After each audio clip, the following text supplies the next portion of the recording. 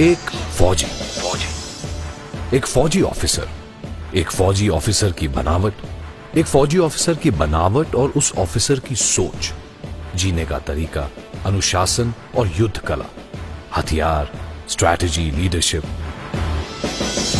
एक फौजी ऑफिसर बनने के लिए बहुत मेहनत लगती है और ये मैं इसलिए जानता हूं क्योंकि मैं पिछले 80 से ज्यादा सालों से इस देश के लिए ऐसे ही फौजी ऑफिसर्स को तैयार कर रहा हूं। पिछले इतने सालों में मैंने हजारों ऑफिसर्स इस देश को दिए हैं, वही ऑफिसर्स जो कभी हिंदुस्तान के लिए सरहद पर लड़ते हैं और कभी उनसे जिनसे हमें खतरा है।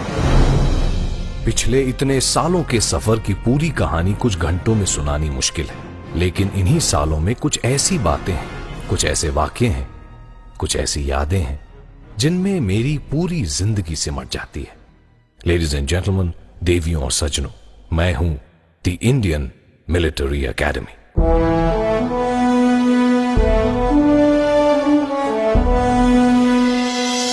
और आज मुझे बहुत फक्र है, फक्र उन हजारों ऑफिसर्स पर जिनको मैंने अपने सामने देखा है, यहीं अपनी आंखों के सामने मेहनत करते हुए, पसीना बहाते हुए, पढ़ते हुए, गोली चलाते हुए, स्विमिंग और बॉक्सिंग करते हुए, साइकिल पर तेजी से एक बिल्डिंग से दूसरी बिल्डिंग को जाते हुए, यहीं मेरी छोटी बड़ी सड़कों पर। हर ऑफिसर का सपना अपने देश और अपने खानदान का नाम रोशन करना। आइए अगले कुछ पल एक सफर पर चलते हैं और कहानी शुरू करते हैं। आज जब मैं पीछे मुड़कर देखता हूं तो लगता है कल ही की बात है। हम उस वक्त ब्रिटिश फौज का हिस्सा थे। पहला विश्व युद्ध। France, Belgium, Mesopotamia, east Africa, जब युद्ध में अंग्रेजों के हौसले पस्त हो चुके थे और चारों तरफ निराशा थी, तब हिंदुस्तानी फौज ने अपनी बहादुरी से सबको हैरान कर दिया। एक जर्मन फौजी ने तो यहां तक कहा, Heute haben wir zum ersten Mal gegen die Inder kämpfen müssen. Am Anfang sprachen wir mit Abscheu über Indien, aber heute haben wir gelernt, sie in ein anderes Licht zu sehen. वीरता और बलिदान की ऐसी मिसाल कि सारी दुनिया हिंदुस्तानी फौज का लोहा मानने लगी। 47,746 शहीद, 65,126 घायल, 16 विक्टोरिया क्रॉस, 99 मिलिट्री क्रॉस। अंग्रेजों को यह तो समझ में आ गया कि अब उन्हें हिंदुस्तानी फौज को किसी और नजर से देखना होगा।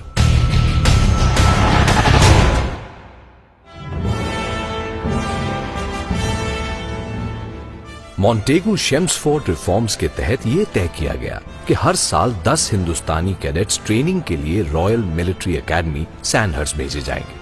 1922 में Prince of Wales Royal Indian Military College की स्थापना देहरादून में की गई।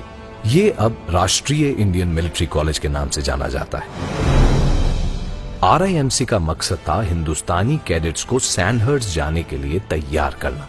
1930 के करीब हिंदुस्तानी नेता जैसे मोहम्मद अली जिन्ना, मदन मोहन मालवीय और मोतीलाल नेहरू ने ब्रिटिश सरकार पर यह दबाव बनाना शुरू किया कि हिंदुस्तानी फौज के लिए हिंदुस्तानी ऑफिसर्स होने चाहिए।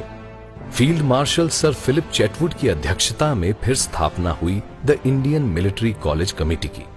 इस कमेटी की सिफारिश थी कि देहरादून में इंडियन मिलिट्री एकेडमी स्थापित किया जाए, बिल्कुल वैसे जैसे सैंडहर्स्ट में है। सिफारिश ये भी थी कि 2.5 साल की ट्रेनिंग के लिए हर साल 2 बार 40 कैडेट्स को लिया जाए। 1 अप्रैल 1932 21,17,597 रुपए में इंडियन रेलवेज का रेलवे स्टाफ कॉलेज, उसके 155 एकड़ कैंपस और इमारतों ने मिलकर फिर इस जगह को जन्म दिया जहां आज आप मौजूद हैं। और यहां से शुरू हुई मेरी कहानी। मेरे पहले कमांडेंट थे फोर्थ गोरखा राइफल्स के ब्रिगेडियर LP कॉलिंस।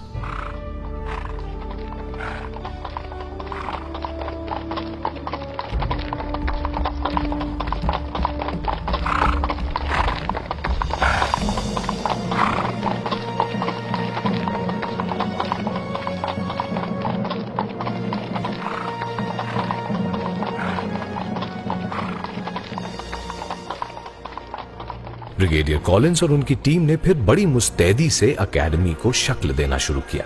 खेलकूद के मैदान, इमारतें, ट्रेनिंग करिकुलम, स्टाफ और एक कारगर एडमिनिस्ट्रेटिव सिस्टम। 30 सितंबर 1932 हम तैयार थे पायनियर्स का स्वागत करने के लिए। हमारे पहले कोर्स के 40 gentleman cadet. Gentlemen cadets, forward, march! Left, right, left, left, right, left, left, right, left, left, right, left, right, left, right, left.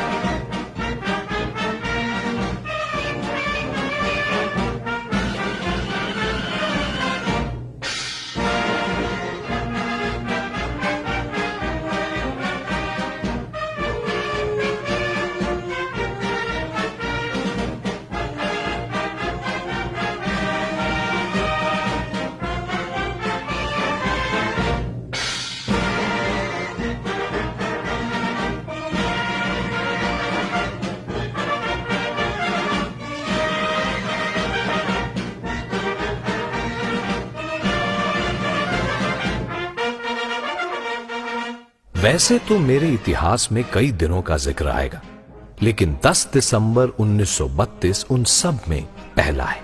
2nd battalion the 9th Gurkha rifles का बैंड, उस पर मार्च करते मेरे पहले कोर्स के 40 जेंटलमैन कैडेट्स द पायनियर्स, और उन सब का मुआयना करते हुए हिंदुस्तान के commander in chief field marshal sir Philip चेटवुड।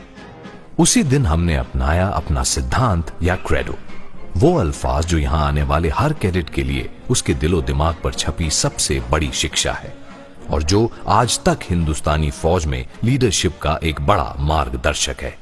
अपने देश की सुरक्षा, सम्मान और कल्याण हमेशा और हर बार सर्वप्रथम है, सर्वप्रथम है। फिर है आपके सैनिकों का सम्मान, कल्याण और सुविधा। आपकी अपनी सुविधा, आराम और सुरक्षा हमेशा हमेशा और हर बार आखिर में आते हैं, आखिर में आते हैं। 18 नवंबर 1934 लॉर्ड वेलिंगटन, जो उस वक्त हिंदुस्तान के वाइसरॉय थे, ने हमें हमारे पहले कलर्स प्रदान किए।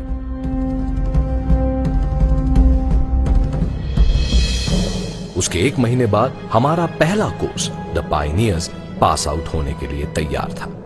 22 दिसंबर 40 में से 2.5 साल की ट्रेनिंग के बाद सिर्फ 29 पास आउट हुए।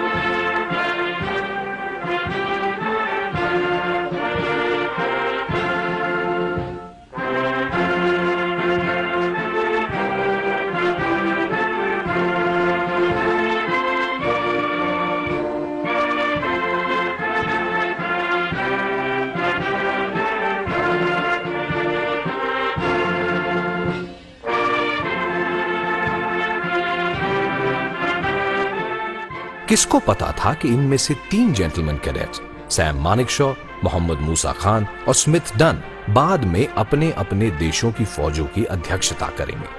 स्मिथ डन बर्मा की, मोहम्मद मूसा खान पाकिस्तान की और सैम मानेकशॉ हिंदुस्तान की। 1939 के आते आते यूरोप और बाकी दुनिया पर युद्ध के बादल मंडराने लगे थे और हमने दूसरे विश्व युद्ध के लिए ऑफिसर्स को ट्रेन करने की तैयारी शुरू की। कॉमनवेल्थ देशों के वॉर टाइम कमीशन के लिए कैडेट्स को यहीं ट्रेन किया गया। अगस्त 1941 और जनवरी 1946 के बीच 3,887 कैडेट्स की भर्ती हुई। यहां ट्रेन हुए ऑफिसर्स ने फिर दुनिया के हर कोने में अपना रंग जमाया। North Africa, Abyssinia, Greece, Italy, Malaya, Burma और सिंगापुर। एब्सिनिया में ही 2nd लेफ्टिनेंट PS भगत ने अपनी फौज के लिए इस बात का प्रमाण दिया कि उनकी रगों में IMA का खून और देश के लिए जज्बा है। एब्सिनिया में दिखाई दिलेरी के लिए 2nd लेफ्टिनेंट भगत को उस समय के हाईएस्ट गैलेंट्री अवार्ड से नवाजा गया, विक्टोरिया क्रॉस। हमारे ट्रेन के ऑफिसर्स को मिले 71 मिलिट्री क्रॉस, एक जॉर्ज क्रॉस, और एक जॉर्ज मेडल। 5, 4, 3, 2, 1, fire! इधर दूसरा विश्व युद्ध खत्म हो रहा था और उधर हिंदुस्तान आजाद होने की तैयारी। आजाद हिंदुस्तान के पहले प्रधानमंत्री पंडित जवाहरलाल नेहरू के ये लफ्ज मुझे आज भी याद है। At the stroke of the midnight hour, when the world sleeps, India will awake to life and freedom. अंग्रेजों के जाने के बाद यहीं इसी चैटवुड बिल्डिंग पर एक नया परचम लहराना शुरू हुआ, जिसके रंग अब नीले और लाल की जगह केसरिया, सफेद और हरे हो गए। हिंदुस्तान का अपना तिरंगा।